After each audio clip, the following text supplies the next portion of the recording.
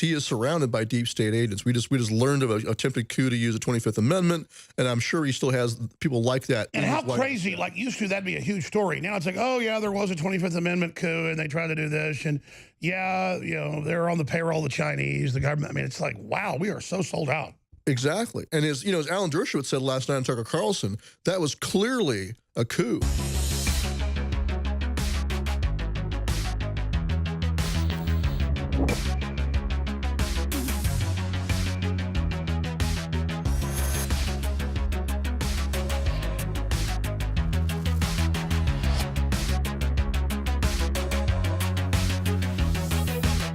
Angel moms, angel dads, angel families. I have great respect for these people. These are great people. These are great people. They're fighting for their children that have been killed by people that were illegally in this country. And the press doesn't cover them. They don't want to, incredibly. And they're not treated the way they should be. They're fighting for other people because they don't want what happened to their children or husband or anybody. We have one young lady whose husband, please, stand up. Your husband was just killed in Maryland. Incredible man, just killed. Beautiful children won't be seeing their father again. These are brave people. These are people that they don't have to be here. They don't have to be doing this. They're doing it for other people. So I just want to thank all of you for being. By the way, what Trump's doing here is really important. He's humanizing. The media will never cover people killed by illegal aliens. 70,000 Americans.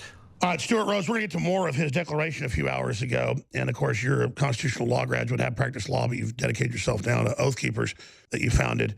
But, specifically as a veteran and a patriot, I mean, you wanted Trump to declare an emergency, but you're saying he didn't have to do it through the 70s law. No, he didn't have to use the 1976 Declaration of Emergencies Act. He could have just pointed to his responsibilities as the commander-in-chief. In fact, he didn't have to declare emergency at all. All he had to do is issue the orders to the military to go to the border and secure them against the military enemies. The cartels are unconventional warfare. The president doesn't need authorization if the Chinese launch ICBMs. Well, precisely. And so if the border's being overrun, he doesn't have to go, Well, yeah, and the cartels are international terrorists. They use the force and threat of force to control terrain inside of Mexico. They're very much like Pancho Villa was. They use terror. Yeah, they use terror. And inside the United States, along the border, along the entire border, there are towns that are half illegal alien. Just the other day, I was down in Eagle Pass, and a Marine Corps veteran and law enforcement veteran there gave us a tour and let us know that half the citizens, half the people there are illegal aliens. 20,000 American citizens, another 20,000 illegal aliens. And the cartel runs that town. They control everything. And so they use force, threat of force to control behavior and control politicians. That's the current definition in federal law of terrorism. And they are international. So they're an international terrorist organization. He should say they are just like ISIS, just like Al-Qaeda. They are international terrorists in the war on terror, the global war on terror, and they're unconventional warfare, fourth-generation warfare military opponents of the United States who are taking over territory in Mexico and in the United States. And by the way, you and I have been big opponents of creeping, mission creep, martial law, police state. This is the opposite. Letting cartels take over is the definition of a foreign terroristic police state. It's the duty of the executive branch and the president to stop it. It's the primary function of government is to preserve life, liberty, and property, and to guarantee to our posterity the blessings of liberty. National defense is the most important function of our government and the most important function of the president as commander-in-chief. That's why in Article 2 it says he will be the commander-in-chief of the armed forces and of the militia, and that's us, when called into service, period. And he has obligation and duty to carry out all of the guarantees, including guaranteeing each state a Republican form of government. It says there that the national government will guarantee to each state a Republican form of government. If you have the cartels taking over your counties and towns and your sheriff departments and your police chiefs, how is that a Republican form of government? And as you know, for 10 years, Arizona, 30, 40, 50 miles in, has signs saying, do not go down, we're talking concrete roads in some cases, this is controlled by cartels. Exactly. We can't guarantee your safety. We advise you not to camp here. So the U.S. has been, for over a decade, giving up continental United States territory. Precisely. And it's exactly a direct parallel to 1916 when you had Pancho Villa. There was a civil war in Mexico after the Mexican Hold Revolution. on, let's recap it with Stuart Rhodes, who, again, has his law degree and is an expert on this, also worked in Congress, to get into where we currently are, what the president needs to do next. But I think this is a big step in the right direction. I don't want to give the president too much heat for this, but you're right. It's not even an emergency. It's his duty. Stuart Rhodes, founder of Oath Keepers, Army veteran, good friend of mine, known him probably 16, 17 years since he started the organization. And, of course, a Yale law graduate, used to practice law, don't do that anymore, full-time. What's going on at the nation fighting for its survival. And some stations don't carry the last 5 minutes, so let's recap this. We're not criticizing the president. Overall, I think what you're saying is we're defending what he's done, but he doesn't need this 1970s law to declare this emergency when the continental country's being threatened and the UN's running it and things are collapsing. You've got drug cartels taking over major towns all over the Southwest. He better be doing what he's doing. Yeah, he needs to do it as the commander-in-chief, though. Instead of putting it only in the box of fighting crime and drugs and human trafficking, he needs to articulate the reality that the cartels are military enemies. And the direct parallel, which is very important, is Pancho Villa. And Pancho Villa and his bandits took over northern Mexico. Mexico City could not stop them, could not control them. Just like today, Mexico City can't stop the cartels. And when Pancho Villa raided... So you don't play games and stuff, you just wipe them out. Well, yeah, when Pancho Villa raided into Texas and killed 18 Americans, the cartel has killed far more than that, obviously. Thousands. Yeah, thousands. And so President Wilson, 1916, responded to this situation by sending the U.S. military down and National Guard down to the border to secure the border. And then he sent General Blackjack Pershing into Mexico to take it to Pancho Villa and go hunt him down. So that's what they did back then. It was a military defense of the nation. And again, it's a defense. We're not even, it's not a technical invasion to take the country. You have to go into the base and take it out. Well, yeah, because Mexico City could the nominal leader of Mexico at the time, the president of Mexico, could not control his own territory, could not control Mexico. And so the U.S. Army had to go do it. And we're in a similar situation. Mexico City does not control northern Mexico. The cartels do. That's right. Mexico is a fallen, failed state. It's a fallen narco state, a failed narco state. I mean, we just heard in the El Chapo trial that the prior president of Mexico got a $100 million bribe. So you could even say that right now Mexico is being run by the cartels. Much like the Taliban took over Afghanistan, the cartels have taken over Mexico. But if you want to give respect to the Mexican government, you can say, well, look, either you have to fix this or we will. And they have failed to do it. And so we could. Now, let's be clear. We don't want to invade Venezuela. We don't want to invade Mexico. But we can't fight it on our border. If they're failed, collapsed states, it's like building a seawall from the Gulf of Mexico. It's like we have to go in there and stop it.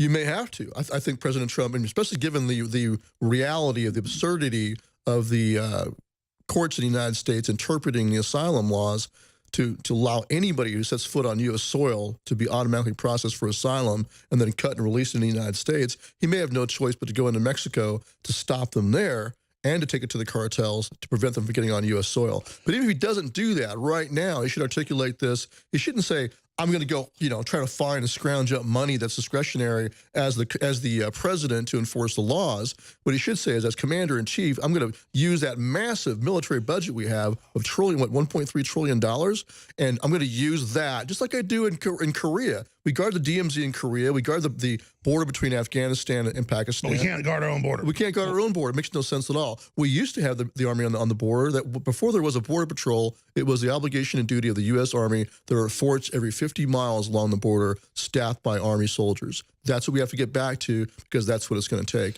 And by the way, there were a couple million illegal aliens here. It was out of control with what they were doing. And Eisenhower, in like a month, rounded them all up. I mean, right, back in the 50s. I mean, it wasn't a joke. It was just like... Yeah, he did it. And so, I think President Trump, I think what he's trying to do the right thing, but my suspicion is, as we all know, is he is surrounded by deep state agents. We just learned of an attempted coup to use the 25th Amendment, and I'm sure he still has people like that. And how crazy, like used to, that'd be a huge story. Now it's like, oh yeah, there was a 25th Amendment coup, and they tried to do this, and yeah, they're on the payroll of the Chinese, the government. I mean, it's like, wow, we are so sold out. Exactly. And as Alan Dershowitz said last night on Tucker Carlson, that was clearly a coup.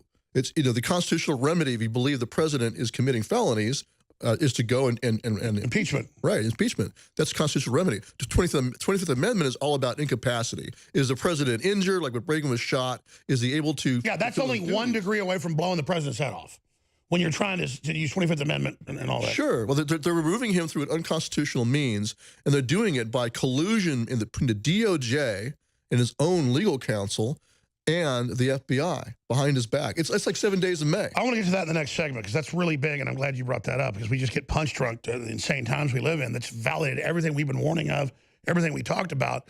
But we were always used to having a globalist in office. It's the weird juxtapose of we've got a quasi, guy trying in there, and he's under siege, we're under siege, but we're winning in many ways because we've kind of fought him to a stalemate.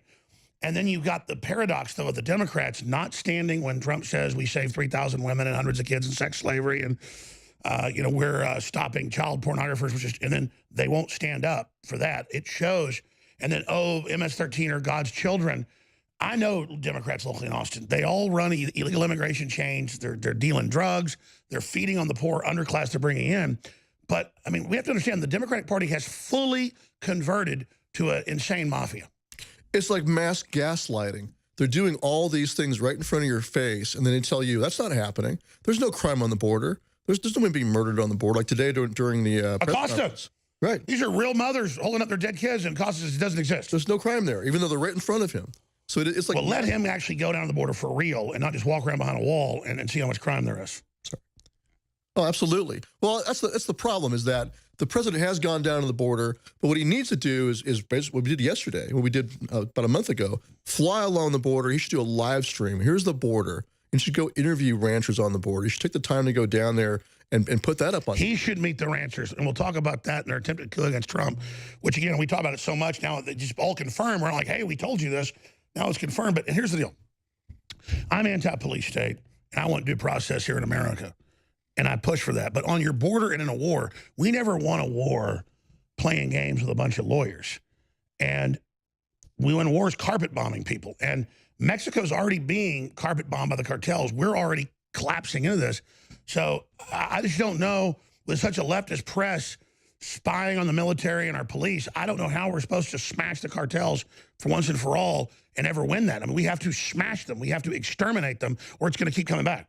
Well, he has to recognize that we are facing really a perfect storm of an invasion and an insurrection against our laws by their inside the gates traitors of the Constitution, the sovereign of the sanctuary cities and sanctuary states, and all along the border you have compliant Democrat politicians who are in the back pocket of the cartels, and also like the La Raza types are ideologically motivated to. It's a terrorist narco state that's basically brown KKK.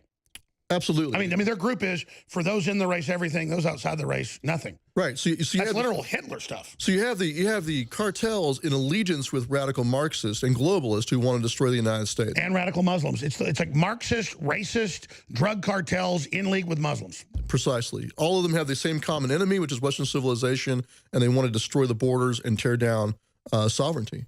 So how do we counter this witch's brew? That's what I'm saying is we're already under attack. And I think people want Trump to take the gloves off. Well, he has to, but he has to do it constitutionally. So he could call forth the militia, which include the National Guard and all of us as the militia, to suppress the insurrection. He can call us forward to execute the laws. How do you vet that and stop infiltrators? Well, you have your military veterans and your police officers first step up. So, yeah, you have to go people who have a background. Because, I mean, look at the Trump rallies. They send in guys screaming racist stuff every time they're a Democrat. I mean, sure. I'm not against the militia, but they're going to infiltrate a classic militia. Right. So what you do is... This isn't 1776 where the British were somewhat honorable and didn't do stuff like that, and we didn't do it. Right. That was still false flagging.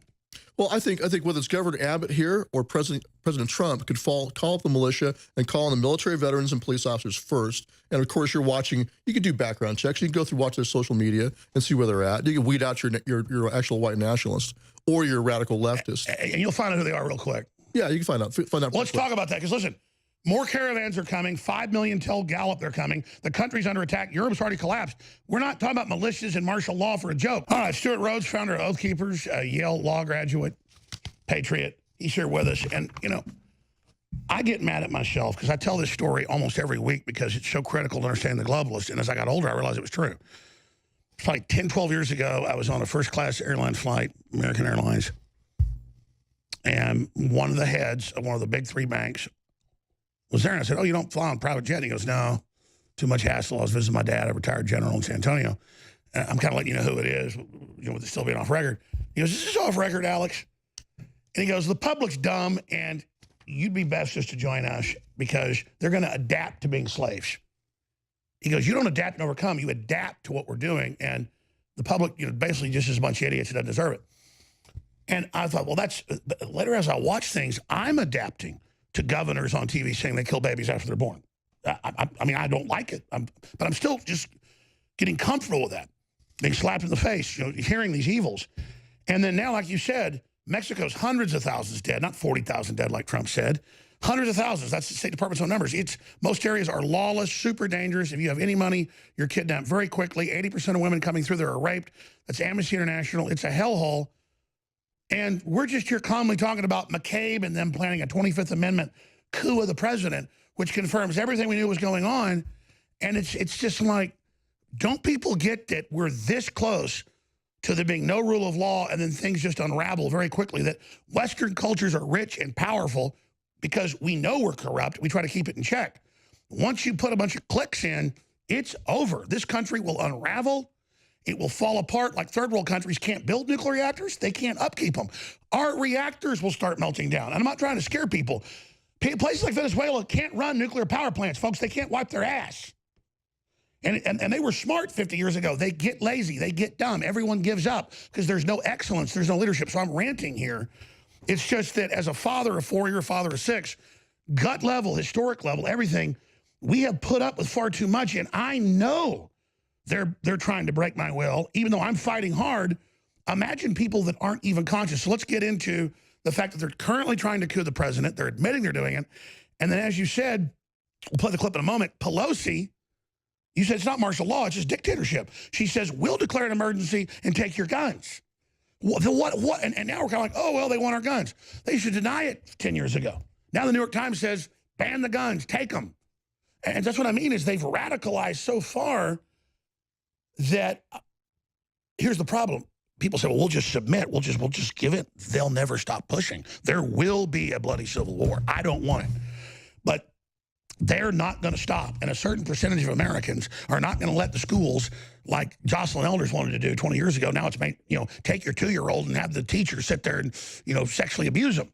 I mean, these people are freaks, and there's no limit to what they'll do. So what I'm saying is, Stuart, you can smell the blood in the air. We're going down a road of just death.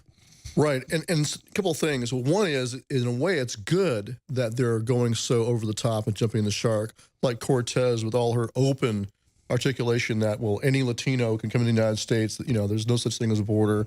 We should just have a everything's free, don't have to work. Everyone. So they're letting you know what their plan is. Their plan is of course, you understand that I come from a Hispanic background myself. My family came from Mexico originally, my mother's side, but they came here and assimilated, became Americans. What Cortez is articulating is the Weather Underground identity politics strategy of it's a Marxist ethos. Sure, turning Americans who are Hispanic, trying to, against their own country. Of course, there were at least a quarter of the crowd in El Paso at the Trump rally was Hispanic, which was really nice to see. Those are patriotic Tejanos who believe in. And notice the media didn't want to show the crowd. No, they don't, and they won't.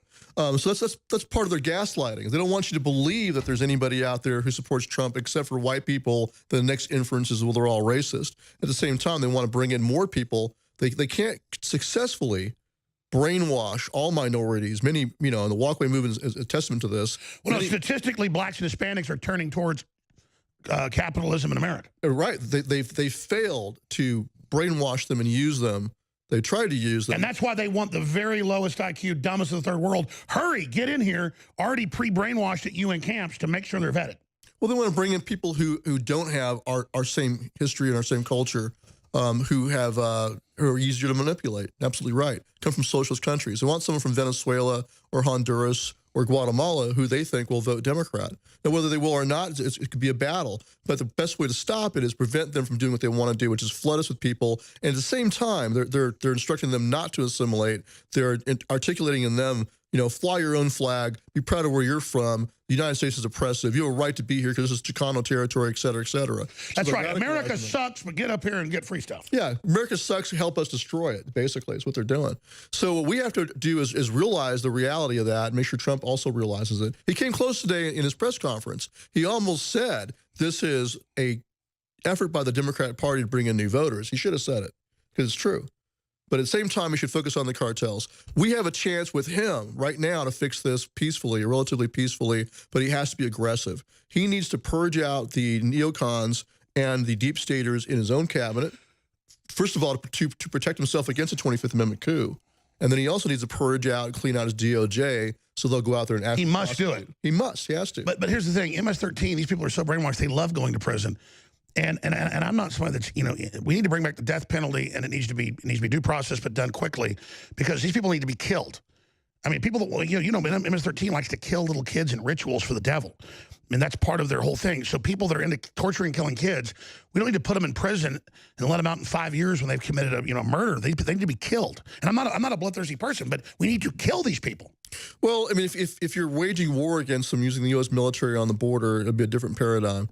So it could get quite a bit more messy. And I'm not trying to sound big boss here. I'm just saying, when you're faced with people that worship the Grim Reaper and torture children, you have to take the gloves off. Well, there's mass graves full of women and children in Mexico. You know, once they use them up as sex slaves, they kill them. They don't. There's no retirement home for ex-sex slaves in Mexico. They're just killed and put in a mass grave.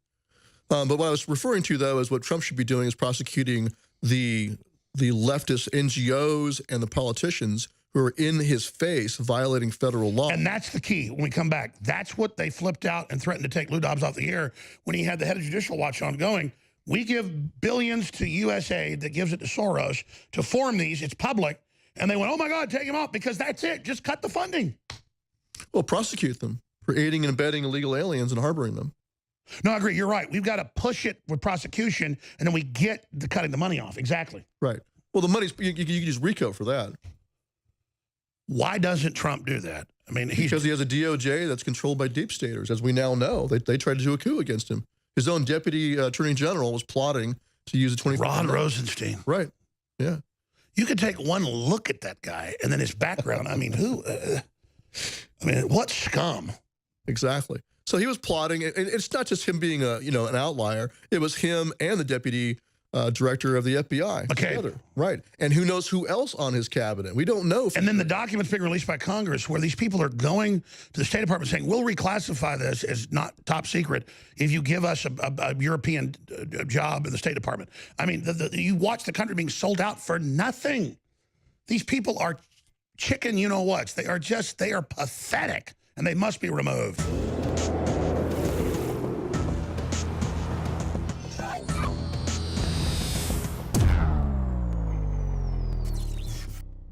For those looking for the ultimate source of energy for their day, every day, the Brain Synergy Combo is here. Combining the powerful Turbo Force and Brain Force Plus nootropic formulas, this combo has what you need to hit your maximum potential every day.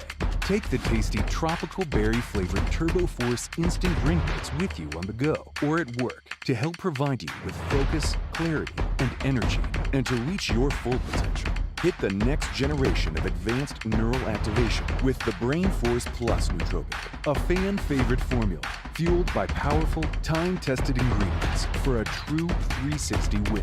With this combo, you can have energy wherever you need it, at home, on the go, in the car, and more. Get pure energy on tap and take advantage of old and new InfoWars powerhouse formulas with the Brain Synergy Combo. Head to InfoWarsStore.com today.